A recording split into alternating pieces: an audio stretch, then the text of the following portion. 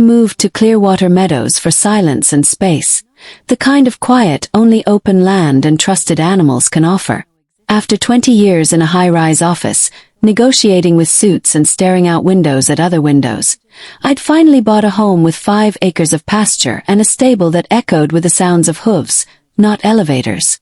I had 2 retired show horses, Ember, a chestnut mare with a firebrand spirit, and Diesel, a gentle gray giant who'd once won ribbons for jumping competitions. They weren't just animals.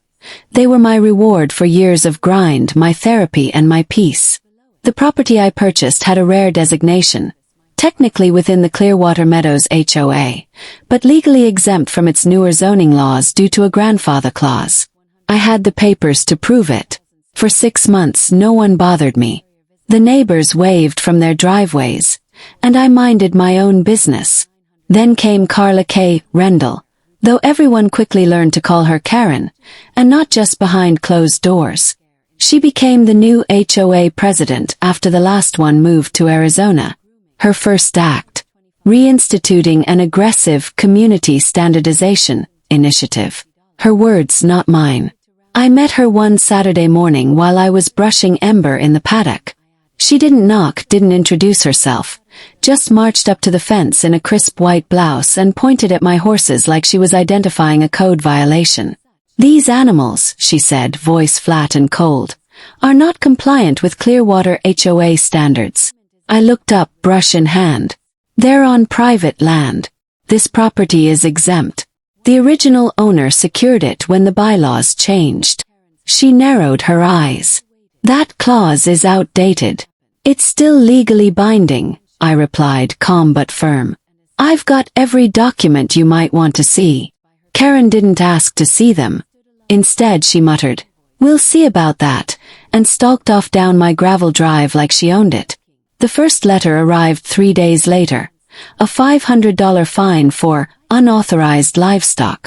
The second letter arrived the next morning, a notice of probationary compliance review, giving me 15 days to rectify the non-conforming use of the property. The third letter, bolder, more absurd, came that same afternoon. It cited a reinterpreted clause in the revised HOA code, claiming that because my horses resided within the HOA's jurisdiction and were not registered under a private livestock ordinance, they were to be considered communal property. HOA property. I laughed out loud. It sounded like something pulled from a dystopian novel. But when I saw the letterhead and the official stamp, I knew it wasn't a joke. Karen was trying to claim my horses. I called the HOA office immediately. They said she had indeed passed the new bylaw amendment at the last board meeting. No notice. No vote from members. Just Karen and her hand-picked lackeys rewriting rules from scratch. 3 days later she returned, this time with 2 men in polos and HOA name tags. One carried a clipboard, the other a camera. "We're conducting a wellness inspection," she announced. "For what?" "For HOA-owned assets. We need to ensure the animals are being maintained to our standards before we consider leasing or relocation options." I stepped between her and the barn. "You're not stepping foot on my land." Karen smirked. "If you obstruct an HOA officer, that's a violation in itself. If you touch my horses," I said low and steady, "you'll be trespassing. And I will have you arrested." There was a long silence. Her confidence cracked for a flicker of a second, but she recovered quickly. "You'll regret being uncooperative," she said, before turning on her heel and motioning her men to follow. That night, I found a bright red sticker pasted on the barn door. "Pending community use conversion. Do not remove." The rage came slowly, boiling beneath the surface, not hot and explosive but cold and deliberate. I spent the next several hours poring through every document from my home purchase. I pulled out the exemption clause, the deed, the zoning files, even the signed statements from the previous HOA board confirming my property's unique status. But something else caught my eye. My most recent boarding expense from the stable I used before I built my own. It wasn't cheap. Horses required care, feeding, grooming, vet checks, and I'd been paying for all of it. A thought began to form, one that turned my anger into strategy. If Karen wanted to claim my horses as HOA property, fine. Then she could also pay for their care. Suddenly, the horses weren't theirs anymore. Smiled. Karen had just officially contradicted her own prior claim, and I had the paperwork to prove both positions. In legal terms, she'd left the HOA exposed. If she admitted the horses were mine, then the fines, the barn sticker, and the attempted inspection were all overreach. Had them. But I wasn't done. I sent one last letter, short and direct. Thank you for clarifying your position that the horses are privately owned. In light of this, I expect a written apology for the unlawful claim of ownership and removal of all related violations from my record within 5 business days. Failure to comply will result in legal action. The silence that followed was delicious. For 5 days, the silence from the HO was louder than any letter they'd sent before. But the neighborhood, that was a different story. Started small. A couple from 2 houses down, the Jordans, slowed their car while I was refilling water troughs. Martha leaned out the window, hesitant. I don't mean to pry, she began. But is it true you tried to sue the HOA over your horses? I didn't miss the edge of judgment in her voice. No, I said evenly. I billed them for the care of horses they tried to claim as their own. Big difference. She blinked, unsure how to respond. Her husband gave a small wave and drove off. That same evening, I noticed a new HOA bulletin pinned to the community board near the mailboxes. Upcoming special meeting. Discussion of HOA conduct and abuse of authority. Now that caught my attention. I hadn't requested any meeting. That meant someone else had. The next day, my neighbor from across the street, Denise, dropped by with a Tupperware of lemon squares. She was old-school Southern charm wrapped in layers of gossip, but today her voice held a sharper tone. I didn't vote for Karen, you know, she said, setting the container on my porch table. None of us did. She appointed herself after Harold moved out. I raised an eyebrow. You didn't get a community vote. Nope. She filed a board restructuring clause and brought in 2 of her friends. We all thought it was temporary. Denise shook her head. But now she's threatening my son about his basketball hoop being aesthetic pollution. We're sick of it. I realized then. I wasn't the only one Karen had been harassing. I was just the one who fought back publicly. Slow tide was shifting. At the special meeting that weekend, the community center parking lot was fuller than I'd ever seen it. Word had spread. I showed up late on purpose, not wanting to cause a scene, but heads turned the second I walked in. Karen stood at the front in a pale pink suit, her mouth a tight line. Her 2 hand-picked board members flanked her like bookends. One brave resident, Michael Tran, a quiet IT guy from the corner lot, spoke up first. Can someone explain why we're handing out fines over things that weren't even voted on? My mailbox was flagged last week for being non-compliant, but no one ever approved a design standard. That cracked the dam. One by one, others stepped forward. A family fined for their kids' chalk art on the driveway. A widow warned about her garden being too wild. A veteran issued a citation for flying an American flag that didn't meet new pole specifications. Then someone mentioned me. Did you really claim your neighbor's horses as HOA property? It came from a tall woman I didn't know, Samantha, I later learned. Because if that's true, you've opened us up to liability. Karen's face was stone. I acted in accordance with newly ratified codes. The horses were unregistered and presented a risk to shared land. That was it. I stepped forward, calm and deliberate. Karen, that land isn't shared. It's privately owned. It's on a separate deed, with a grandfathered exemption that you ignored. You attempted to claim private animals as communal property, then backed off when you realized what it would cost. She looked directly at me for the first time in weeks. You're poisoning this neighborhood with legal games and threats. No, I said, voice low but clear. You did that when you stopped serving this community and started controlling it. The room was quiet, electrified. Everyone was watching. I pulled a folder from under my arm. This contains documentation of the original exemption, the claim of ownership made by Karen in writing, and the invoice that followed. I also have copies of the letter where she denied ownership, directly contradicting her previous position. I placed the folder on the center table. I haven't sued. But if the HOA continues to violate property rights, it won't be just me filing. That meeting didn't end with a vote, but the message was clear. The tide had turned. People were angry. And Karen, for the first time, didn't look smug. She looked cornered. Over the next week, neighbors began stopping by.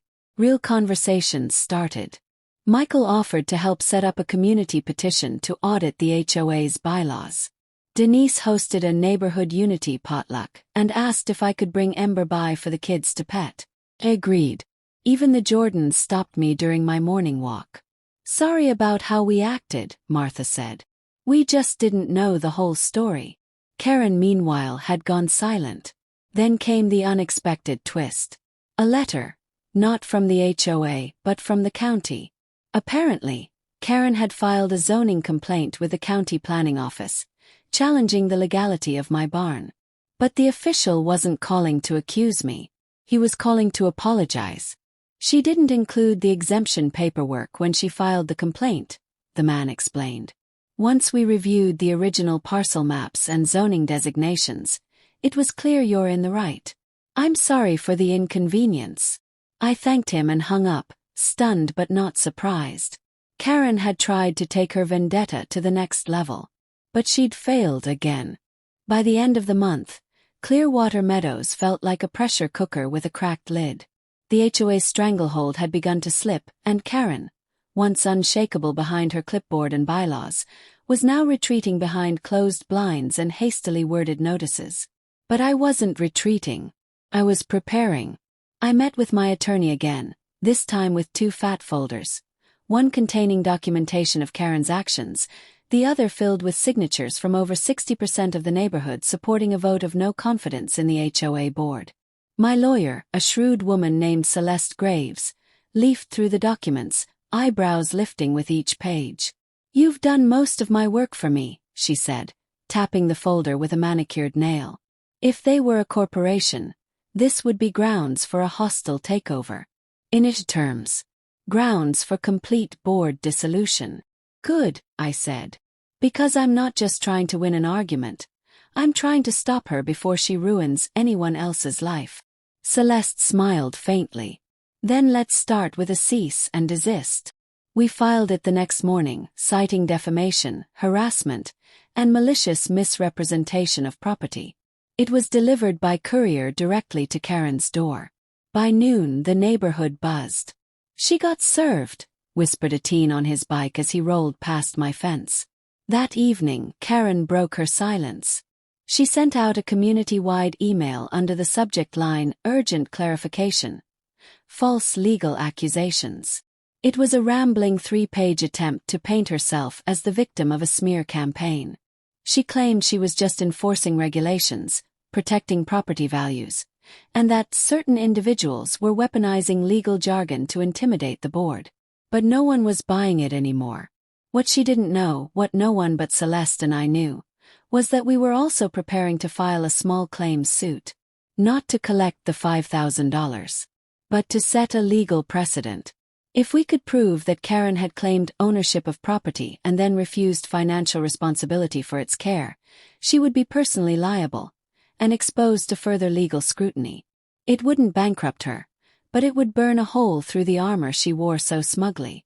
Still, I knew Karen wouldn't go down without swinging. And I was right. The very next day, a code enforcement officer pulled into my driveway. He was polite, professional, embarrassed even.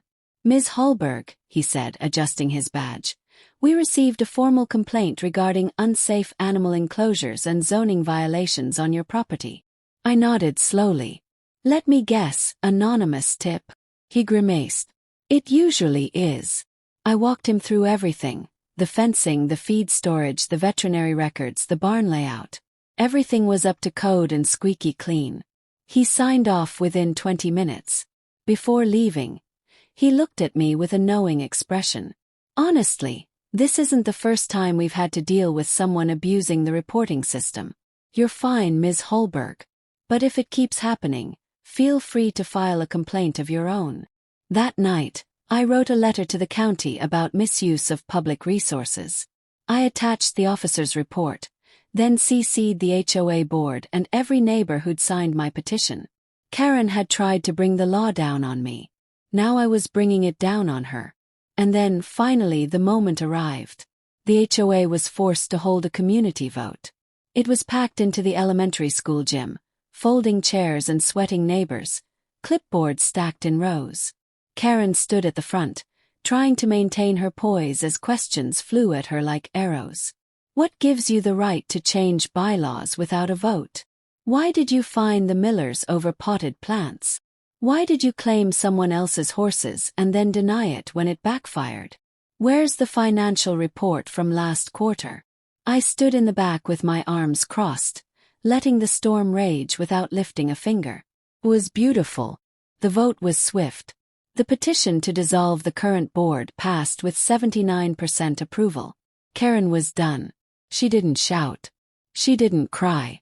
She just stood there, red-faced and shaking, while Denise, bless her sweet southern steel, read the vote totals into the mic with a voice like velvet. The board was dissolved. A new election would be held in 30 days.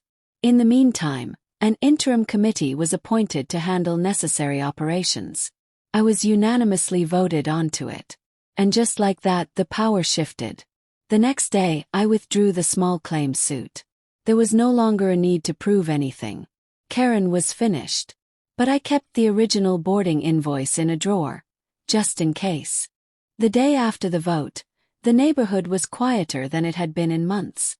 Not the uneasy, tiptoeing silence that came with fear of citations or surprise inspections, but the kind of quiet that follows a storm. Fresh, heavy with relief. The air was different, lighter. Karen's pink HOA flyers were gone from every doorstep. The "No Horses on HOA Property" sign that had mysteriously appeared at the end of my drive, ripped down.